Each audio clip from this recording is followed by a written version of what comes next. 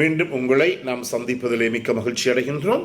நான் இலங்கையில் இருந்து பதுளை போதனா வைத்தியசாலையில் இருந்து வைத்தியர் கிருஷான் வேதநாயகம். நாங்கள் பார்த்து கொண்டிருக்கின்ற விடயம் ப்ரீமெச்சுவர் எஜாகுலேஷன் அல்லது விந்து முந்துவதற்குரியது. உள்ளூர் அன்பர்கள் என்னிடம் தொடர்பு கொள்ள விரும்பினால் 0777 35 62 45 மூலம் தொடர்பு கொள்ள முடியும். வெளியூர் அன்பர்கள் 0094 777 35 62 45 மூலம் தொடர்பு கொள்ள முடியும். இன்று இந்த விந்து முந்துதலுக்குரிய ப்ரீமெச்சுவர் எஜாகுலேஷனுக்குரிய மருந்து வகைகளை எல்லாம் நாங்கள் போன முறை நிகழ்ச்சியிலே பார்த்தோம். அதில் ஏற்படுகின்ற பக்க விளைவுகளை பற்றி பார்த்தோம். இன்று ஒரு பெண்களினுடைய சைக்காலஜி, அவர்களுடைய மனநிலையை பற்றி எங்களுடைய ஆண்களுக்கு கொஞ்சம் விளங்கப்படுத்த வேண்டும் என்று விரும்புகிறோம். எந்த பெண்ணும் ஒருபோதுமே அது திருமணம் முடித்து 1 வருடமாக இருக்கலாம், 5 வருடங்களாக இருக்கலாம், 10 வருடங்களாக இருக்கலாம், அல்லது வயது போனவர்களாக இருக்கலாம், அந்த பெண் தூண்டப்படுகின்ற போது அல்லது பாலியல் ரீதியாக கிளர்ச்சி ஏற்படுகின்ற போது அல்லது பாலியலை மேற்கொள்ள வேண்டும் என்ற ஆசை, செக்ஷுவல் டிசைர் ஏற்படுகின்ற போது ஒருபோதுமே அந்த பெண் ஒரு விதமான சைகைகளினாலும் அதை அவர் தெரிவிக்க மாட்டார். மிக மிக முக்கியமான. எனவே அடுத்ததாக ஒரு பெண், ஒரு மனைவியாக இருக்கலாம் அல்லது பெண் துணையாக இருக்கலாம், தன்னுடைய எந்த அவயவத்தை தூண்டினால் அதன் மூலமாக தனக்கு உச்சக்கட்டமோ அல்லது ஓர்காசமோ ஏற்படுவது என்பதை ஒருபோதுமே அந்த பெண் ஒரு நாளும் தன்னுடைய கணவருக்கோ தன்னுடைய ஆண் துணைக்கோ தெரிவிக்க மாட்டார். என்றபடியினாலே என்ன இங்கு பிரச்சனை என்றால், எங்களுடைய ஆண்களுக்கு இது எதை தூண்டுவதன் மூலமாக இந்த பெண்ணுக்கு செக்ஷுவல் டிசைர் அல்லது செக்ஷுவல் எரௌசல், அதை பாலியல் கிளர்ச்சியை ஏற்படுத்த முடியும் என்று தெரியாத ஒரு நிலைமை ஏற்படுகிறது. எனவே இந்த இடத்திலே வேறு ஒருவர், பக்கத்து வீட்டுக்காரனோ அல்லது வீட்டுக்கு வருகிற பால்காரனாக இருக்கலாம், வீட்டுக்கு வருகிற தபால்காரனாக இருக்கலாம், அல்லது ஒரு டிரைவராக இருக்கலாம், முச்சக்கர வண்டி சாரதியாக இருக்கலாம், இதை உணர்ந்து அந்த பெண்ணினுடைய கிளர்ச்சியை ஏற்படுத்தினால் அந்த பெண் ஆட்டோமேட்டிக்காக தானாகவே தன்னுடைய கணவனிடம் விலகி வேறொருடன் செல்லக்கூடிய ஒரு நிலைமை ஏற்படுகிறது. இதுதான் இன்று நாங்கள் உலகம் முழுவதும் எங்களுடைய நாட்டிலே கூட பரவலாக பார்க்கின்ற நிகழ்ச்சி.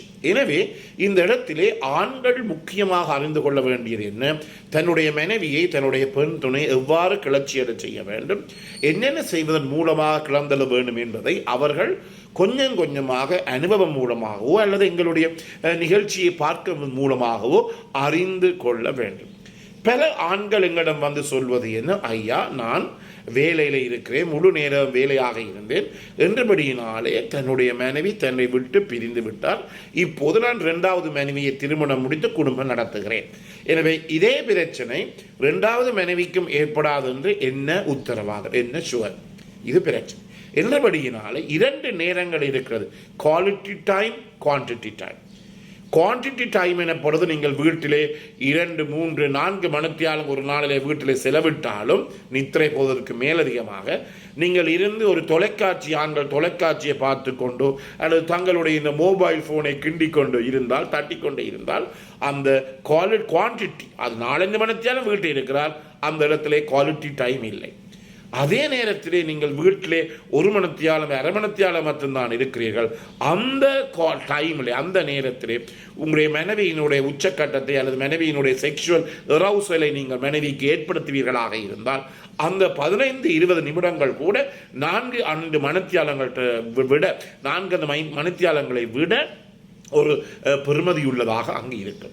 இது பல பேருக்கு இப்போது விளங்கும் என்று நான் சொல்லுகிறேன். எனவே இந்த 15-30 நிமிடங்களுக்குள்ளே எவ்வாறு என்னுடைய மனைவியை நான் கிளர்ச்சியடைய செய்ய வேண்டும் என்பதை படித்துக் கொள்வது ஒவ்வொரு கணவனுடைய ஒவ்வொரு ஆணினுடையும் முக்கியமான ஒரு உரிமையும் அதே நேரத்திலே கடமையுமாக இருக்கிறது.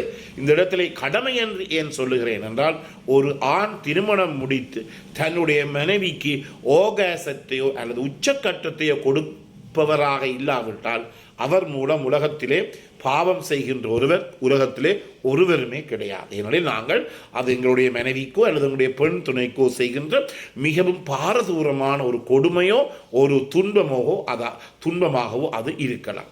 எனவே பல பெண்கள் என்னிடம் வந்து சொல்லியிருக்கிறார்கள், ஒரு முறை கூட இது மட்டும் அவர்கள் உச்சக்கட்டத்தை தொட்டதே இல்லை. 4-5 பிள்ளைகள் இருக்கின்றது, உச்சக்கட்டத்தை தொட்டதே இல்லை. அப்படிப்பட்ட பெண்களை நாங்கள் பார்க்கின்ற போது மிகுந்த கவலையாக இருக்கும். என்ன செய்வார்கள்? அவருடைய மனநிலை பாதிக்கப்பட்டு பல பிரச்சனைகள், அவர்களுக்கு குருதி அமுக்கம் கூடும், நீரிழிவு டயபிட்டிஸ் நோய் ஏற்படும், கெஸ்ட்ரைட்டிஸ் வரும், இவ்வாறு முதுகு நோ, கை நோ, கை கால் நோ. இதை நாங்கள் இந்த மனநிலை வைத்தியர்கள் இதை சைக்கோசோமெட்டிக் டிசார்டர் என்று சொல்லுவோம். அதாவது மனதிலே இருக்கின்ற பிரச்சனைகள் வெளியிலே உடலிலே உடல் நோய்களாக வெளிப்படுத்துகிறது.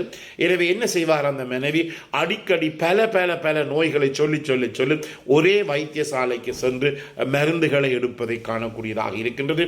நாங்கள் வெளிநோயாளர் விரிவிலே வேலை செய்து கொண்டிருக்கின்ற பார்ப்போம், ஒரு கிழமையில் சில பெண்கள் 2-3 தடவைகள் இந்த வெளிநோயாளர் பிரிவுக்கு வந்து அந்த கியூவிலே, அந்த வரிசையிலே நின்று இந்த மருந்துகளை வேண்டுவதை, இதுவும் ஒரு விதமான மனநிலை மருத்துவம் அல்ல, அவருடைய மனநிலை நோய் அல்ல, அவருடைய மனசு பாதிக்கப்பட்டு அதன் மூலமாக மற்றவர்களை காண வேண்டும் என்ற ஒரு அவாவிலே தான் அவர் இப்படிப்பட்ட இடங்களுக்கு வந்து செல்வதை எங்களாலே காணக்கூடியதாக இருக்கிறது. எனவே மிக முக்கியமாக நான் முதல்ல சொன்னது போல, ஒரு ஆண் திருமணம் முடித்து அல்லது தன்னுடைய பெண் துணையை உச்சக்கட்டம் அல்லது செக்ஷுவல் அரவுசல் நிலைமைக்கு கொன்றாவிட்டால் அவருடைய திருமணம் என்பது ஒரு சைவராகத்தான் இருக்கும்.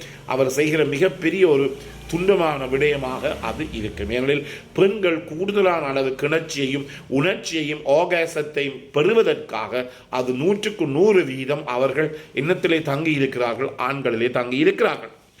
என்னை பல, உங்களுக்கு தெரியும், இந்த கேஷுவல் செக்ஷுவல் ஒர்க்கர் அல்லது ஃபேமிலி செக்ஷுவல் ஒர்க்கர் என்று சொல்லுவோம், அது பாலியல் தொழிலில் ஈடுபடுவர்கள் வருவார்கள்.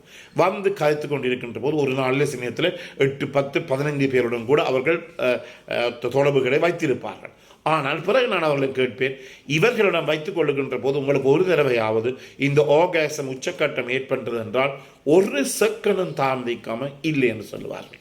அதன் பிற்பாடு நான் கேட்பேன், அப்போது உங்களுக்கு யாருடன் இருந்தால் இந்த உச்சக்கட்டம் ஏற்படுகிறது சொல்லி அவர்கள் சொல்லுகிறது பதில், நான் ஓரின பாலியல் சேர்க்கையை மூலம் இருப்பதன் மூலமாக தனக்கு உச்சக்கட்டம் ஏற்படுகிறது, தனக்கு ஆகாசம் ஏற்படுகிறது. அதாவது லெஸ்பியனாக இன்னும் ஒரு பெண்ணிடம் தொடர்பினை வைத்துக் கொண்டிருக்கின்ற போது தனக்கு உச்சக்கட்டம் ஏற்படுவதென்று. இதில் இருந்து ஒவ்வொரு ஆணும் அறிந்து கொள்ள வேண்டும். ஆண்கள் என்ன நினைப்பார்கள்? அதாவது இந்த செக்ஷுவல் பெனிட்ரேஷன் அல்லது செக்ஷுவல் இன்டர்கோர்ஸ் அல்லது யோனியினுள்ளே ஆண் குறிய உட்பகுத்துகின்ற போது அதன் மூலமாக பெண்களுக்கு உச்சக்கட்டமோ அல்லது செக்ஷுவல் எராவுசலோ இன்பமோ ஏற்படுவது என்று நீங்கள் நினைத்தால் அது 100% அது பிழையானது. இதுதான் பல இடங்களில் இன்று இந்த செக்ஷுவல் ஃபெயிலியர்ஸ் ஏற்படுவதற்குரிய மிக முக்கியமான காரணங்களாக இருக்கிறது. ஆண்கள் என்ன செய்வார்கள்? ஒரு வேலையும் இல்லாமல் நேரடியாக கொண்டு போய் பெண்களுடைய இந்த யோனிக்குள்ளே ஆண்களுடைய பூத்துவதான் வேலை. அதன் போது அவர்கள் அதிலும் தெரிவதில்லை. அவ்வாறு பூத்துகின்ற போது பெண் தயார்படுத்தப்படாவிட்டால் அந்த வெஜைனாவிலே, அந்த யோனியினுள்ளே சுரப்புகள் வராது. சுரப்புகள் வராத நேரத்திலே அந்த இடத்துல அந்த பெண்ணுக்கு தாங்க முடியாத என்ன ஏற்படுகிறது? வலி, நோவு, பெயின் ஏற்படுகிறது. அதன் பிற்பாடு அவர் ஆட்டோமேட்டிக்காகவே அந்த செக்ஷுவல் இன்டர்கோர்ஸை, அந்த பாலியல் உட்புகுத்தலை அவர் வெறுக்க ஆரம்பிப்பார். எனவே இந்த நிகழ்ச்சி உங்களுக்கு பிடித்திருந்தால் இதை லைக் பண்ணுங்கள், ஷேர் பண்ணுங்கள். பார்க்காதற்கு அறிமுகப்படுத்துங்கள். கட்டாயமாக இந்த மணி சாயினை அல்லது பெல் சாயினை அமர்த்தி சப்ஸ்கிரைப் பண்ணுங்கள். பிறந்திருக்கின்ற நாள் உங்கள் அனைவருக்கும் இனிய பொழுதாகவே அனைவருக்கும் பொதுவான இறைவனை வேண்டி விடைபெறுகிறேன். நன்றி, வணக்கம்.